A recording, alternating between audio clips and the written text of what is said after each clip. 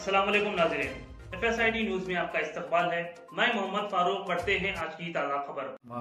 మహబూబ్ నగర్ పురపాలక సంఘ చైర్మన్గా గత 4 సంవత్సరాల అవకాశం కల్పించిన పార్టీ పెద్దలకు మరియు శ్రేయోభిలాషులకు, ముఖ్యంగా మన గౌరవనీయులు పెద్దలు రాష్ట్ర మాజీ మంత్రివర్గ అన్న శ్రీనివాస్ గౌడ్ గారికి, అదేవిధంగా మున్సిపల్ కౌన్సిలర్లకు, కోఆప్షన్ మెంబర్లకు, మరి ముఖ్య కార్యకర్తలు అందరికీ నా యొక్క హృదయపూర్వక నమస్కారాలు తెలియజేస్తా ఉన్నాను.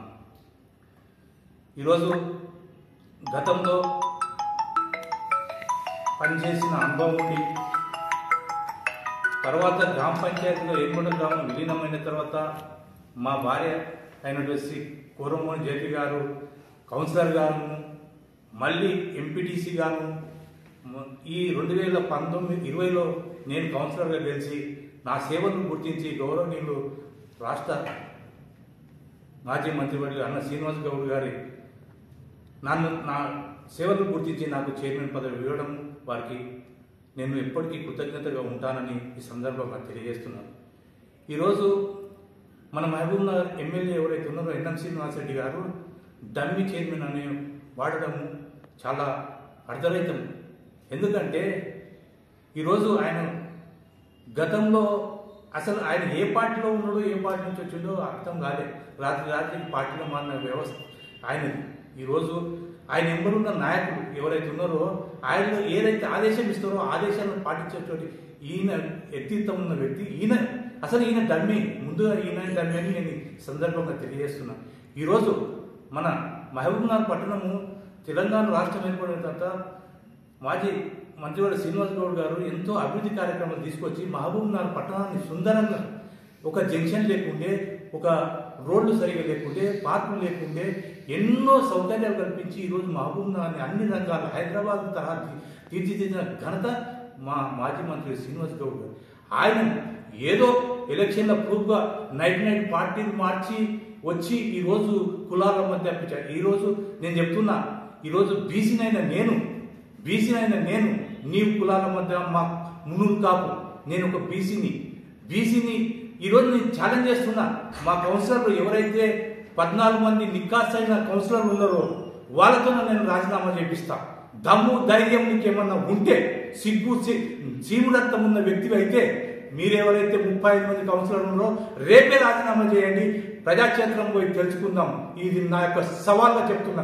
ఏమి చిన్న చూప బీసీలు అంటే అంత రాజ్యాధికారం అర్హులు గారా? ఏం మాట్లాడుతున్నాని? సభ్యత సంస్కారం ఏమన్నా ఉందంటే నువ్వు మట్టికి ముందు అవగాహన లేని వ్యక్తులు అంటున్నారు. నీకేమో అవగాహన ఉంది?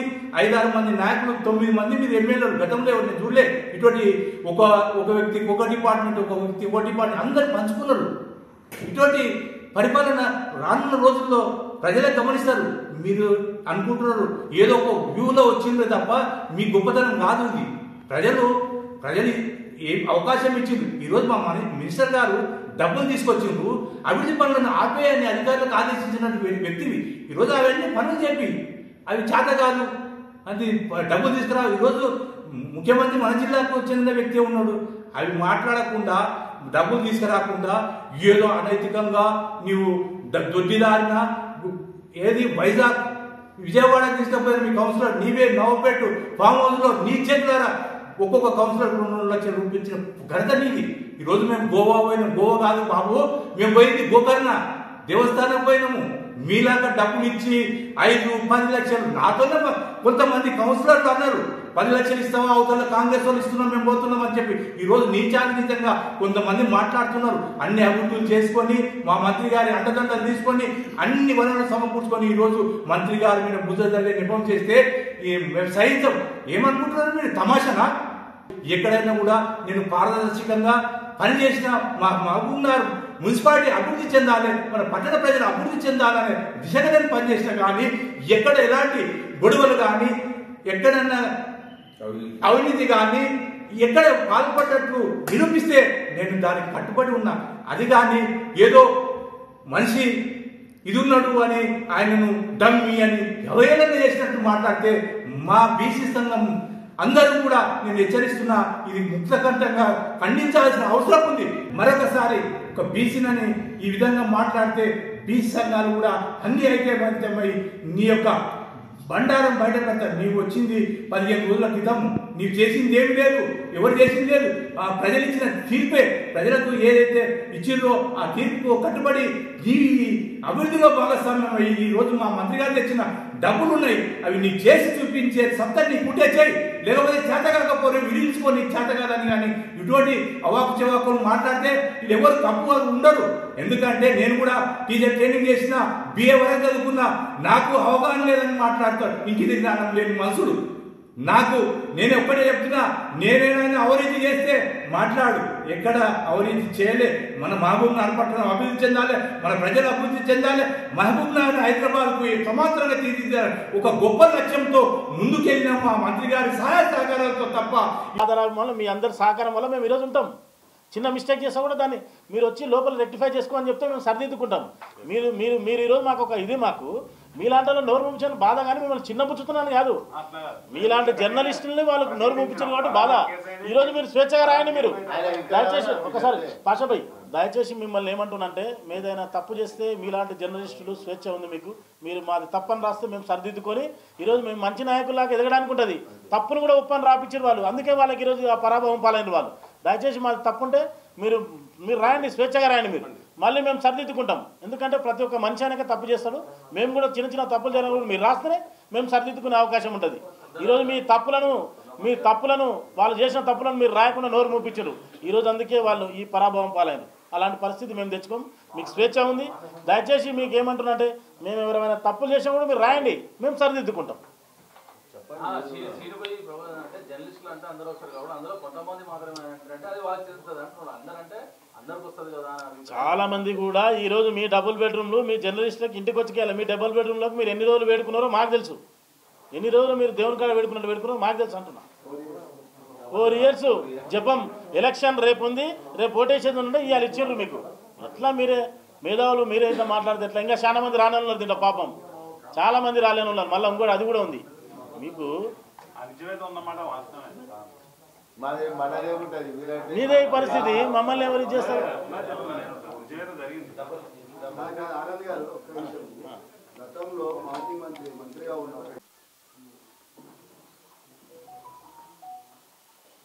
सभी प्रेस के मीडिया के जिम्मेदारों को मैं सलाम करता हूं।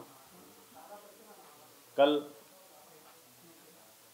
हमारे माजी म्यूनसिपल चेयरमैन साहब केसी नरसिम्हा साहब बीआरएस पार्टी में ऑफिस पे एक प्रेस मीट रखकर 14 हम लोग 14 आदमी काउंसलर रिज़ाइन करते हैं, आप लोग करते क्या बोल के जो भोगला के जो बोल रहे हैं, चेयरमैनगिरी जैसे ही जाने से जो है सुना भोगला के जो बात कर रहे हैं वो बहरान हो चुके हैं, बहरानगी में बात कर रहे हैं। लिहाजा आपको अच्छी तरह मालूम है कि काउंसलर्स को कुछ भी काम नहीं दिया गया, कोई डेवलपमेंट वर्क वार्डों में नहीं हुआ। जितना जैसे तरीके से जो तरीके से होना था उस तरीके से नहीं हुआ।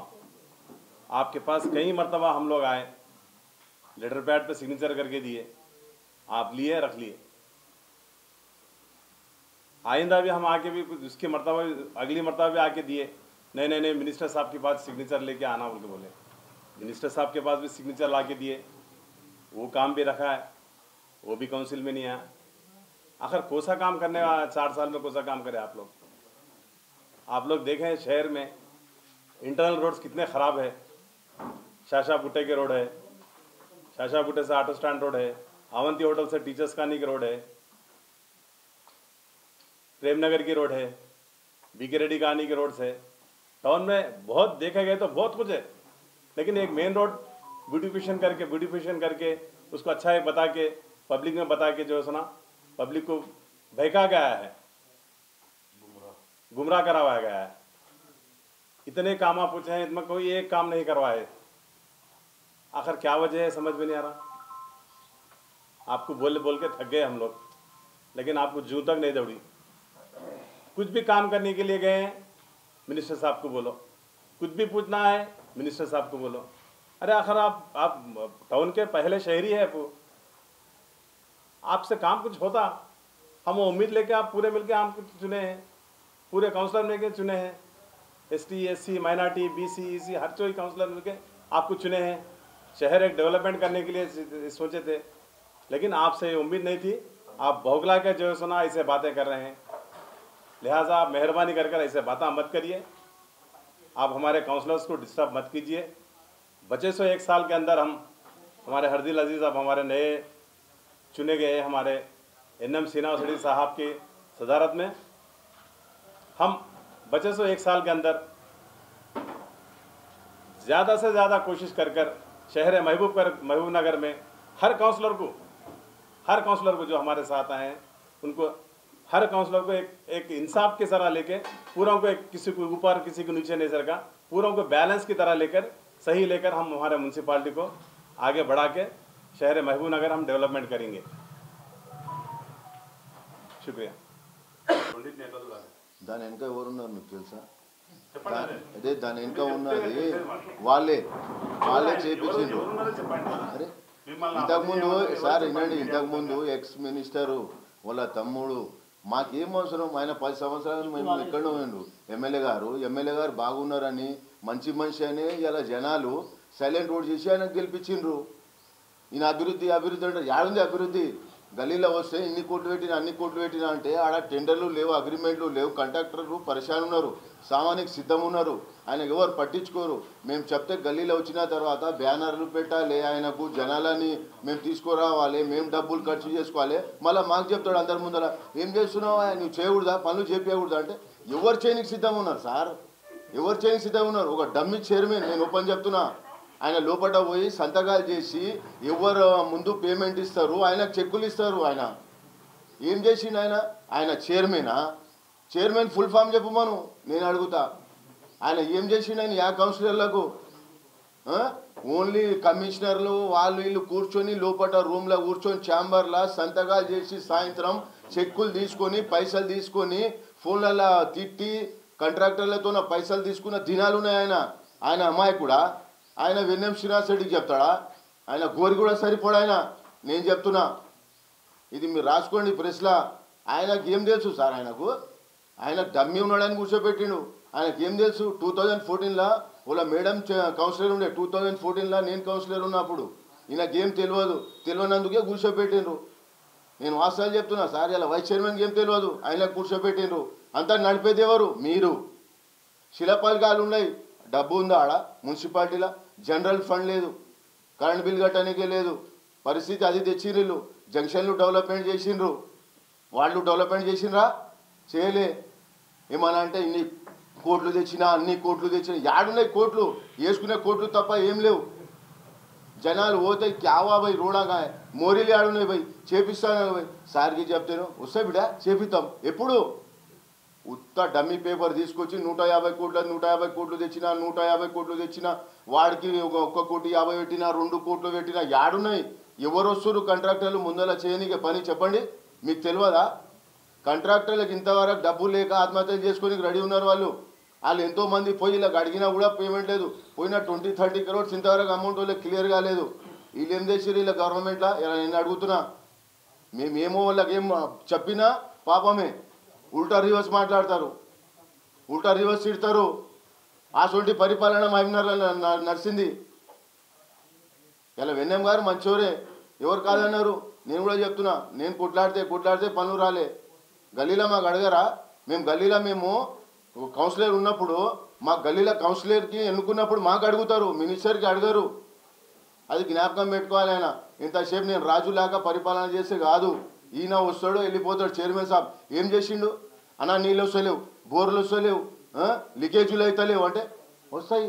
కాంట్రాక్టర్లకు పైసలు లేవదా? ఈయననే చెప్తాడు మళ్ళా. అరే మళ్ళీ ఎందుకున్నావు చైర్మన్? ఇంత కూర్చొనికున్నావా? నీకు చేత కానప్పుడు నువ్వు రిజైన్ చేసిపోవాలి. మేము కౌన్సిలర్ ఇంతమంది చారణ కాదు, ఆయనతో ఛాయ్ తాగినాం అంతే. ఆ దినం మేము ₹1 కాంట్రాక్టర్ ఇచ్చిండని నిరూపించుకొని రాజీనామా చేస్తాం. ఇంతమంది కౌన్సిలర్లం 2014లో కూడా కౌన్సిలర్లం ఉన్నాం. దాదాపు 1.5-2 కోట్ల వర్కులు చేసినాం. ఇదే రాదామర్ పీరియడ్లో చైర్మన్. LRS BRS అన్ని అమౌంట్ వచ్చినాయి. SC ST sub plan, granites plan అన్నీ వచ్చినాయి, చేసినాం సార్. 4 సంవత్సరాలు జీరో ఉంది. ఒక మోటార్ వేయలేకపోతున్నాం వాటర్ సప్లై కోసం. ఆ పరిస్థితి ఉంది. మున్సిపాలిటీ ఆ పరిస్థితిని చేసిండు. మున్సిపాలిటీ పైసలు తీసుకుపోయి జంక్షన్లకు పెట్టిండ్రు. ఎందుకు పెడతారు? అడుగుతేనేమో మాకు ఇట్లా ఎవరి హక్కు అనుకుంటుంది. బాజాబ్తా మున్సిపాలిటీ హక్కు అనేది వార్డులకు పెడతారు. జంక్షన్లు అంటే మీరు బడ్జెట్ చేసుకొని పెట్టుకోవాలి, మీరు పార్కులకు మీరు తెచ్చి పెట్టుకోవాలి, మినీ ట్యాంక్ మనకు మీరు పెట్టుకోవాలండి. చేసినా ఏం చేసిరు? చేసిదంతా ఊరికి తెలుసు, మహబూబ్నగర్కి తెలుసు. అందుకే దుస్థితి పట్టింది మీకు. Thank you. अगर आप हमारा ये वीडियो YouTube पर देख रहे हैं तो सब्सक्राइब करना ना भूलें और बेल आइकन दबाएं। और अगर आप हमारा ये वीडियो Facebook पर देख रहे हैं तो पेज को लाइक करें और फॉलो करें।